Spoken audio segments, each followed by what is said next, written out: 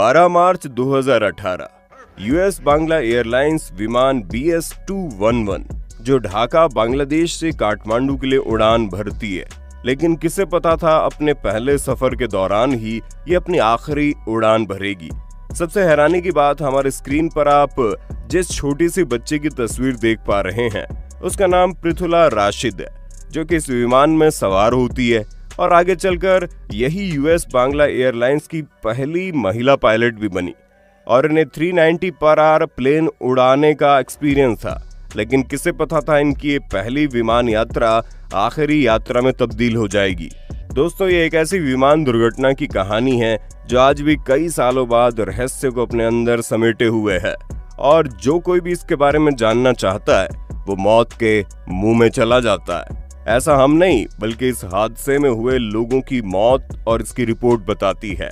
और आज हम आपको इस विमान के दुर्घटनाग्रस्त हुए इस घटना से रूबरू करवाएंगे।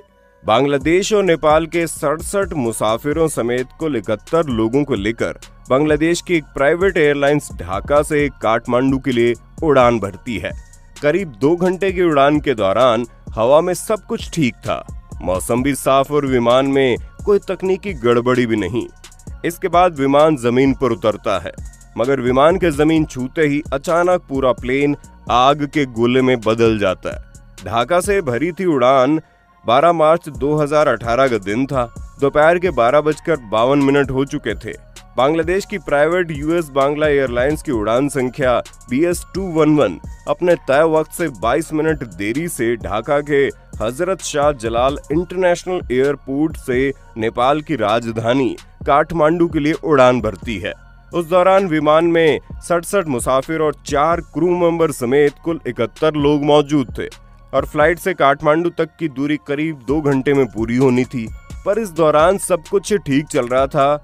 कुछ समय में ही विमान के उड़ने के बाद विमान का बैलेंस बिगड़ा। 12 मार्च 2018 सोमवार की दोपहर 2:20 हो चुके थे। काठमांडू नेपाल का त्रिभुवन इंटरनेशनल एयरपोर्ट लगभग तय वक्त पर विमान नेपाल की सीमा में दाखिल हो चुका था। इसके बाद एयर ट्रैफिक कंट्रोल से सिग्नल मिलते ही विमान त्रिभुवन एयरपोर्ट के ऊपर मंडराने लगता है। पायलट ने लैंडिंग की तैयारी पूरी कर ली थी। हालांकि आपको बता दें, विमान में एक चेकलिस्ट होती है जिसके जरिए अगर विमान पर कोई दिक्कत आती है तो सबसे पहले पायलट को उन चेकलिस्ट को क्लियर करना होता है। उसमें जो बताया गया है उन नियमों के अनुसार विमान को बिना नुकसान यात्रियों को नीचे उतार दिया जाएगा या नहीं, ये क्लियर करना होता है।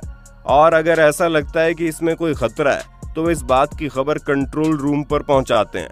पर अब तक सब कुछ ठीक ठाक था, मगर तभी जैसे ही विमान रनवे को छूता है विमान का बैलेंस अचानक बिगड़ जाता है और विमान जहां धीरे लैंडिंग कर पाती वहां विमान ने अपना आपा खो दिया।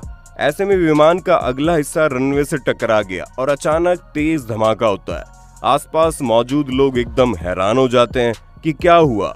जब लोग वहां इकट्ठा होते तब तक तो ये प्लेन आग का गोला बन चुकी होती है और इसी धमाके के साथ अचानक प्लेन में आग लग जाती है और धुओं का गुबार आसमान में उड़ने लगता है। लोगों को जैसे तैसे पता चलता है कि यहाँ पर एक विमान दुर्घटनाग्रस्त हो गई है। लोग बचाव के लिए आते हैं, पूरी टीम को बुलाया जाता है लोगों को बचाने के लिए, पर अफसोस दुर्घटना में आधे से कम लोगों की जान बचाई जाती है।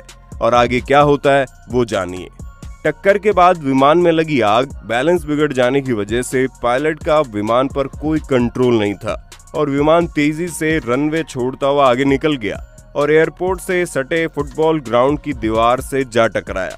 विमान अब लगभग आग के गोले में तब्दील हो चुका था।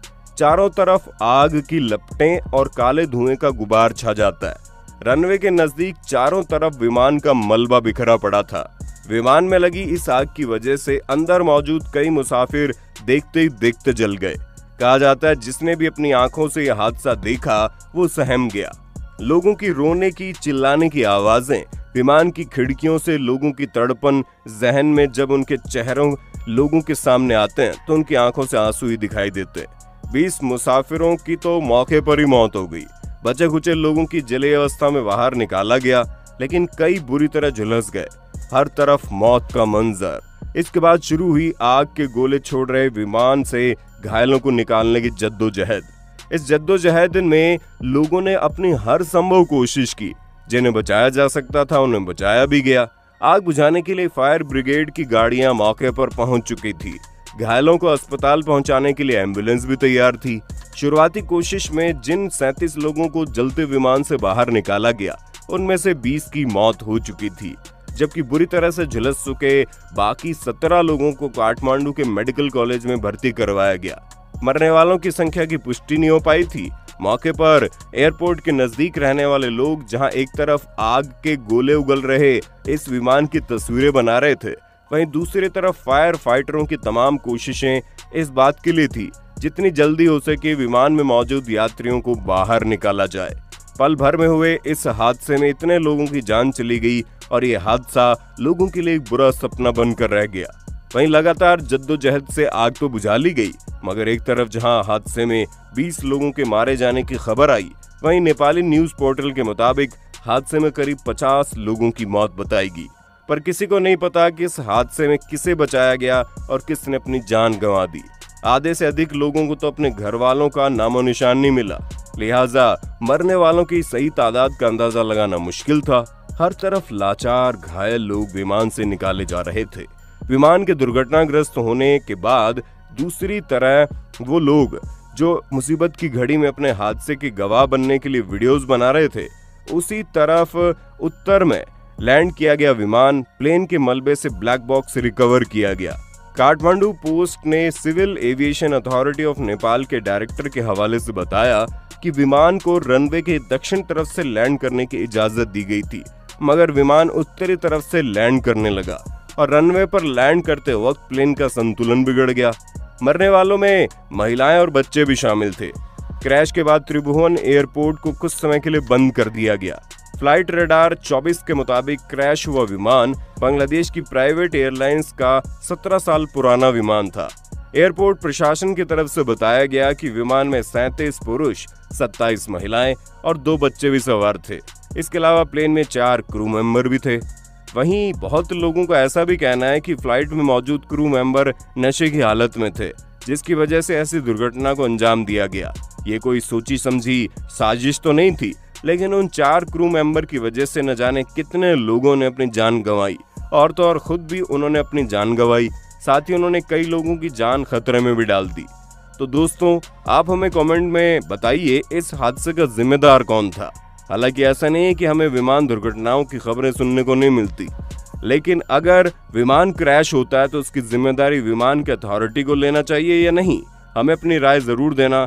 इस दुर्घटना पर आप क्या कहना चाहते हैं, जो आज से सालों पुराना इंसिडेंट है, लेकिन आज भी लोगों के लिए एक रहस्य बना हुआ है। तो मिलते हैं अगली वीडियो में, तब तक अपना ध्यान रखिए और हमारा इंतजार कीजिए। Bye bye.